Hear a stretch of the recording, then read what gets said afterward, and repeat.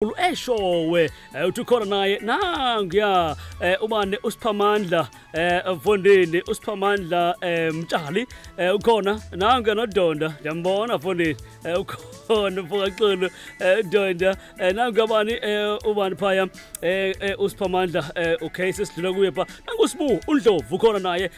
uSibu umfakandlovu nangu Simphiwe Vincent Mthethwa ukhona uSimphiwe Vincent Mthethwa nangu pha usiyabonga siya ukhona naye usiyabonga siya nangu uNtokozo asivale ngayo uNtokozo so besibuye ma TikTokers amahle endiwathanda ngale yamebole lengapha hayi ngapi khona ngale ngapha asembese kuba uphila mzimba Ngophila mzima kakamphulaphula ekhaya banceda kakhulukazi kwingxaki abantu abasuke bebheke nazo nguwe kosuku sazi uba ingxaki yakho iphi isukaphi into ebalulekileyo nje thatha inombolo uthathe address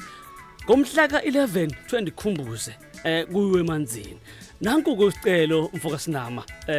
usekhona akhona isidingo sombuza impilo manje yambona uyaphila nomzimba wakhe futhi uyaphila uzothetha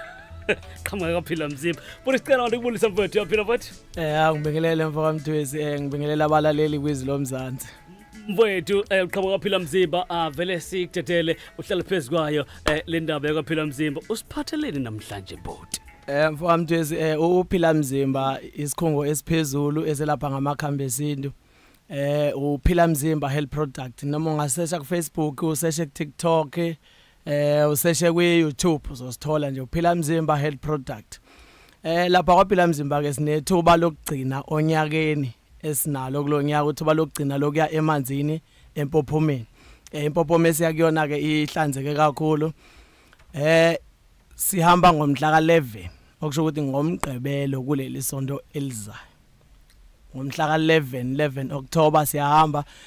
uma ngabe ufisa ukuhamba nathi inombolo sizoyishiya uzofona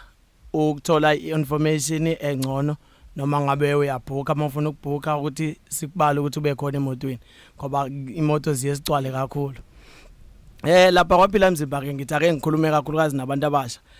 kubantu abasha nje sibaphathele umuntu onzima kakhulu lapha sinomuntu onzima kakhulu lapha uvela bahleke ngisho noma ngabe kuthiwa khona osukwawusebenzisa uvela bahleke kodwa awukuyosebenzisa wakwaphila mzimba ubone ukuthi kuzokwenzakalana siphethe nje unyanyavu umuntu onzima kakhulu uvela bahleke hey madoda yabona lapha abantu abayakwaphila mzimba uvela bahleke basenhlanhleni kakhulu sibe nomuthi wamaphupho umuntu onenkinga yokuthi akasaphuphi sinomuntu oqondene ngqo namaphupho makuya ngokuthi nje amaphupho awasakuveleli wena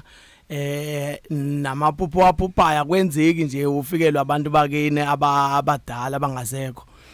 sinawo umuntu oqondile osebenzisayo uqhuma ngawo phalaze ngawo ukuhlambulule ukwazi ukuthi uxhumane nedlozi lakho ngoba uma ngabe ungasawathola amaphupho kusuke sekukhomba ukuthi wena awusakwazi ukuxhumana nedlozi lakini amaphupho abaluleke kakhulu ngoba amaphupho amaningi ayafika beyinkulumo yedlozi abalulekile ke amaphupho kakhulu siphinde futhi kaphila mzimba sibe nembiza yomhlume kubantu abanenkinga yomhlume umuntu osaphethwe umhlume nje uma engakafiki kwaphila mzimba ngimazi ukuthi ulindeni ngoba lapha kwaphila mzimba sinembiza yomhlume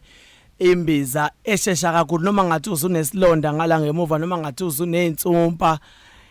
liyambiza leya inomuntu okugcoba mawumuntu osenenkinga yesilonda noma osenenkinga yeintsumpa noma onezinyama ezithile eziphumela ngemuva kubonakala ukuthi nje sekunzima ukuya endlini encane usakwazi ukuya endlini encane khona umuntu ogcobayo nje la ngemuva washesha uphole lezo nyama lezo ezibuyele ngaphakathi ngokusheshsha zihlehle zishe zingaphinde zibe inkinga kuwena imbiza enamandla kakhulu ke le sibe nembiza katshwala kubantu abafisa ukuye kutshwala ikhona imbiza katshwala lapha kaphila mzimba kubantu abafisa ukuye kutshwala nje umuntu othi mina sengikhathele utshwala ikhona imbiza kaphila mzimba uphuza nje ibhodlela elilodwa uphuma otshwaleni siphinde futhi lapha ensizweni lapha ensizweni nje likhona ibhande kwaphila mzimba kwabafuna nje uqina mabe phakathi kwabantu kwabafuna nje kwababona ukuthi baxakwe izitha elikhona ibhande lapha kwaphila mzimba lela bhandi ke linamandla kakhulu okuningi ngeke ngikhulume konke kodwa kona linamandla kakhulu uthola ibhandi lakho kulela bhandi izitha zakho ezikufunayo azikutholi ziyokufuna zize ziyeke ngeke zikuthole sho ngathi usufikile lapho zikhona mawufika zizofika ihlakazeke ngeke bakwazi ukuhlala la kuhleli khona wena uyabasinda ngohlobo lwesimanga ngeke bakwazi ukuhlala la uhleli khona ngeke beze kuwena bezokwenza okubi kuwena ngeke kwenzeke umuntu uma ngabe eza kuwena uzoza umuntu othobile ophelelwa amandla ongazi nokuthi athini siphinde futhi lapha kaphila mzimba sibe nembiza ebaleke kakhulu iuzifo zonke imbiza leya uphila mzimba kakhulukazi kulabantu abanezifo abangazazi ukuthi zivela kanjani abanye banomzimba olumayo omunye usehleze ezinwaya omunye unendawo ezihlezi zibhlungu ngelinye ilanga uvuka kubhlungu enye indawo ngelinye ilanga uyavuka kubhlungu enye indawo ushukela yawehlisa futhi ushukela kakhulu ngabe nomchamo oshisayo leyambiza nje mawuzwa nje ukuthi unogula okukhona okula emzimbeni kuwena okuzwayo ukuthi kula emzimbeni kunento esikunakile kade kuphethe lapha kaphila mzimba thola imbiza lemhlophe nje uphila mzimba ibhodlela la khona shalo kuyiqede nya naku kubalekile ukugcina lapha kaphila mzimba esinakho kunye sinomuthi wesilwane kubantu abahlushwa isilwane khona umuthi wesilwane siphume siphele kuwena mawumuntu nje unenkinga ukuphuphusa idla uphuphulele nomuntu wesifazane mhlawumbe ubelethe ingane konke nje lokhu yacindezelwe ebusuku nomuthi wesilwane lapha kaphila mzimba isilwane siyaphuma sihlukane nawe siphume siphele wena umuntu onamandla kakhulu abakaphila mzimba ke batholakala emarket mangabe usifuna nje sitholakala emarket ebuilding elinojwayelana lapha emarket elibhekene nerank yamabhasi kunama steps ensimbi eduze nojwayelana ukhuphuka ngalawo ma steps mawuqeda ukhuphuka ngalawo ma steps ungena kumnyango wokuqala unebhodi elibhalwe phila mzimba health product unumber 9A ungene lapho ikaphila mzimba lapho mase ungene ngaphakathi nawe usubona ukuthi hayi cha ngifike khona impela lapha kaphila mzimba ke mangabe kulwesine makulwesine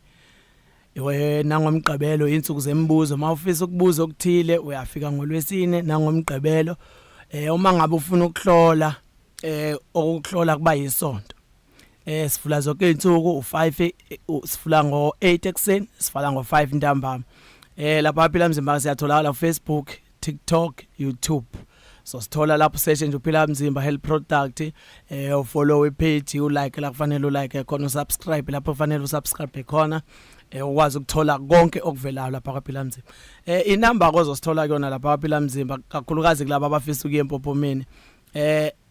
nayi inamba bazofonela kuyona abafisa ukuya empophomeni u066 066 007 007 50 50 43 angiphinde futhi u066 007 5043 leyo number ke yafoneleka iya WhatsApp ifoneleka ngaso sonke isikhathi noma inini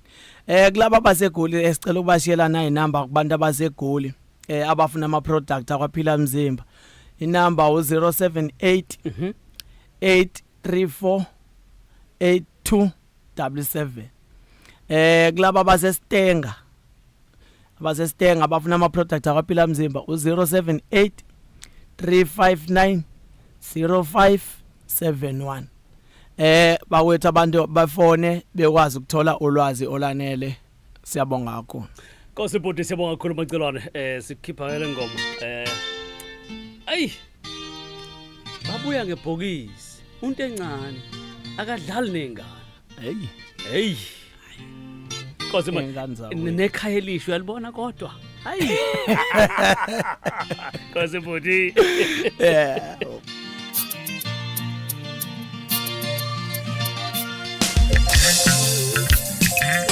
Yebo kunjalo imikhiqizo kaphila mzimba isiyatholakala ngakini eSoweto eGoli siyatholakala enambeni ethi 078 834 8277 eThekwini eDurban siyatholakala enambeni ethi 066 007 5043 okanti siyatholakala nasefolweni ku 069 198 1864. Engonyameni setholakala enambeni ethi 084 557 9817. Kanti ePinetown setholakala futhi enambeni ethi 073 993 3638. eHammersdale setholakala enambeni ethi 079 730 5677. Ukanti ePietermaritzburg eMgungundlovu setholakala enambeni ethi 076 353 5597. eGreytown 079 068 3788. eStenga setholakala enambeni ethi 078 359 0571. Abakaphila mzimba bakhona ngazo zonke izikhathi.